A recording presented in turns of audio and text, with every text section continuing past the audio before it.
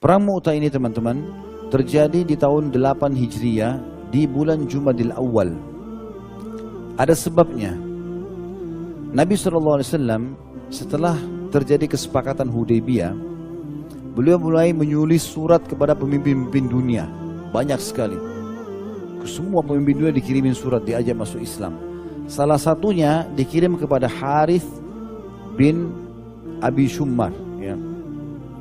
Ini suku Ghassan.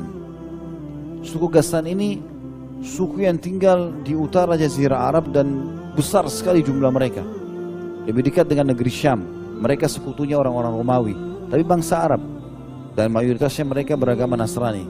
Ya, beragama Nasrani. Waktu Nabi SAW kirim surat kepadanya, ya, ternyata ditolak. Dan dia mengatakan, siapa Muhammad ini? Seorang yang tinggal di kota Madinah yang sangat kecil, tiba-tiba mau menyuruh aku tunduk dengan pasukanku. Maka Harith pun berpikir untuk menyerang Madinah. Di bulan Jumadil Ula ini, tahun 7 Hijriah, atau tepatnya bulan 4 ya, bulan 5 dari bulan Hijriah, Nabi SAW mengumpulkan para sahabat dan memotivasi mereka untuk berjihad dan menunjuk 3 orang pemimpin pada saat itu. Yang pertama ditunjuk adalah Zaid bin Harithah, ini tokoh kita. Lalu Nabi SAW mengatakan, bila Zaid wafat, maka yang gantikan Ja'far bin Abi Talib. Jadi sudah kita jelaskan juga di kisah Ja'far bin Abi Talib radhiyallahu anhu. Dan bila Ja'far meninggal, maka Abdullah bin Rawaha. Dan ini isyarat dari Nabi SAW kalau ketiga sahabat ini akan mati syahid. Dan ini tepatnya ada sekarang di wilayah Jordania. Perang Mu'tah ini di wilayah Jordania, jadi utara Jazirah Arab. Pada saat itu teman-teman, Nabi SAW menggerakkan pasukan tepatnya di hari Jumat. Di hari Jumat, di bulan Jumadil Ula, tahun 8 Hijriah. Pada saat itu, Nabi SAW gerakkan, habis sholat subuh, mulai terbit matahari, habis duha, Nabi SAW suruh jalan semuanya. Jalan semua pasukan. Dari 3 orang pemimpin, Zaid bin Harithah, Ja'far bin Abi Talib, kemudian Abdullah bin Rawaha. Abdullah bin Rawaha ini, nanti akan kita bahas insya Allah di kisahnya beliau radhiyallahu anhu. Beliau fikir pasukan jalan waktu duha. Antara duha, kalau kita sekarang kayak jam 8, jam 9 pagi, ke duhur, waktu Jumat pendek, 4 jam, sudah masuk waktu Jumat. Dia bilang sama dirinya sendiri, saya kayaknya mau nunggu aja deh. Sholat Jumat dulu dengan Nabi SAW, baru kemudian saya menyusul pasukan. Saya pakai kuda sendiri yang bisa cepat, sampai kok, keburu. Dengan niat supaya dapat pahala Jumat bersama Nabi SAW, lalu menyusul pasukan. Semua pasukan jalan kecuali Abdullah bin Rawaha. Ini saya kisahkan kisah tentang peperangan itu ya. Kemudian Abdullah bin Rawaha ini radhiyallahu anhu hadir di saf pertama. Waktu Nabi SAW khutbah belum kelihatan. Begitu mau sholat ada di saf pertama. Maka Nabi SAW biarkan sholat. Habis sholat Nabi tanya, kenapa kau tetap ada di sini wahai Abdullah? Ya Rasulullah, pasukan jalan lambat. Saya ingin mendapatkan keutamaan jihad bersama mereka dan juga keutamaan sholat Jumat bersama anda. Katanya biar saya sholat Jumat, apalagi ini sholat Jumat di Masjid Nabawi, 1000 pahala. Kalau sholat berjamaah dikalikan 25 kali lipat berarti 25.000 ya, pahala. Belum bersama Nabi berjamaahnya, juga nanti akan jihad. Maka kata Nabi SAW, demi Allah, walau engkau menginfakkan semua yang ada di dunia yang kau miliki, maka niscaya tidak akan mampu mengejar pahala yang telah mereka dapatkan dari perjalanan tadi pagi. Karena kau tunggu Jumat di sini, kau kejar mau dapat pahala sholat berjamaah Jumat aku segala macam, ini belum bisa apa-apa. Bukan cuma itu, seluruh dunia ini kalau kau miliki, kau infakkan, belum bisa kau kejar pahala mereka dari tadi waktu duha sampai Jumat ini saja. Maka Abdullah pun pada saat itu menangis lalu mengatakan, sungguh aku takut dengan api neraka dari perkataan ini. Maka dia pun berdoa kepada Allah SWT sambil mengatakan, ya Allah, karuniakanlah aku mati syahid.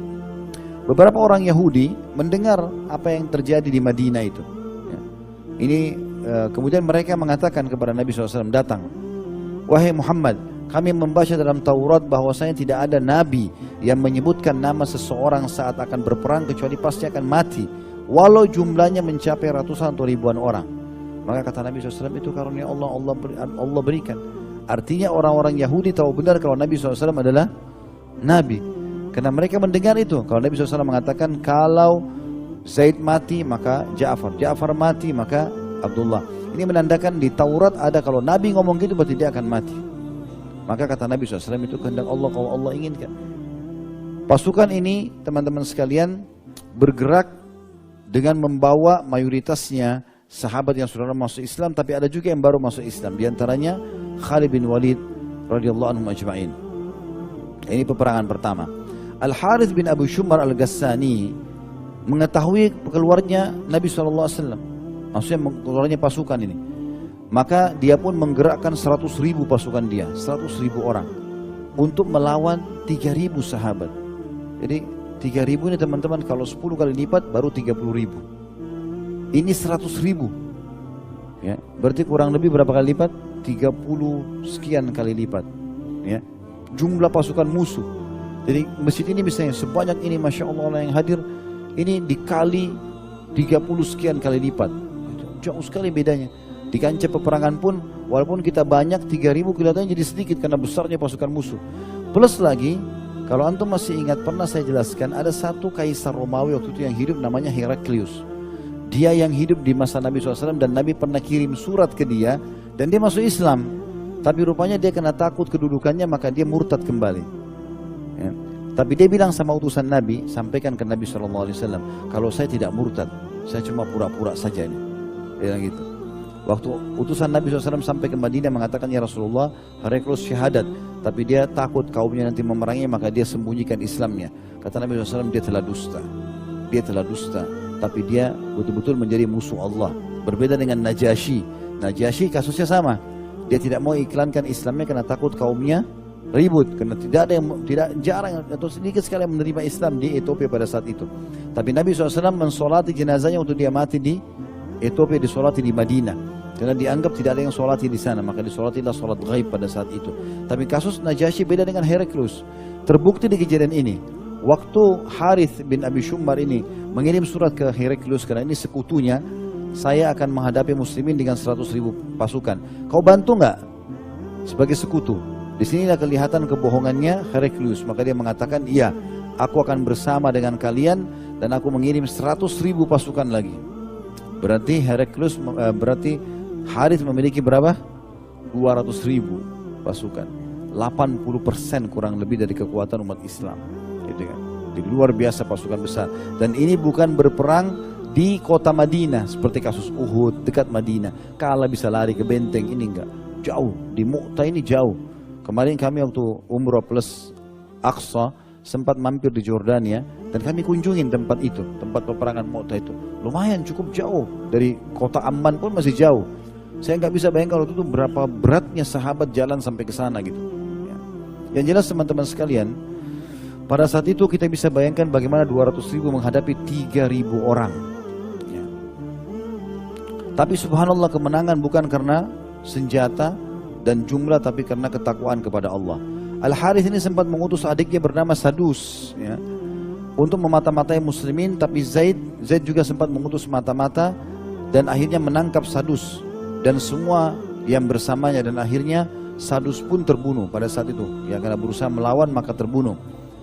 Kejadian ini makin membuat suku Ghassan dan Romawi marah, maka Zaid pun akhirnya pada saat itu tetap menggerakkan pasukannya karena sudah tahu pasukan sudah keluar. Dan seluruh pasukan umat Islam yang 3.000 ini tahu kalau mereka sudah berjumlah 200.000. Kalau teman-teman tanya bagaimana caranya Ustadz, orang zaman dulu tahu jumlah pasukan, apalagi dihitung sampai ratusan ribu kan, sehingga harus dihitung itu ya, satu persatu itu cukup susah. Maka zaman dulu teman-teman orang kalau bentuk pasukan mereka biasa buat kelompok-kelompok 3.000 atau 5.000, biasanya begitu. Jadi per 3.000 orang 1.000, 3.000, 5.000. 1.000 itu dibuat kelompok, atau 3.000 lebih besar sedikit, atau 5.000. Selalu begitu, standarnya orang zaman itu begitu. Jadi orang tinggal hitung kelompoknya.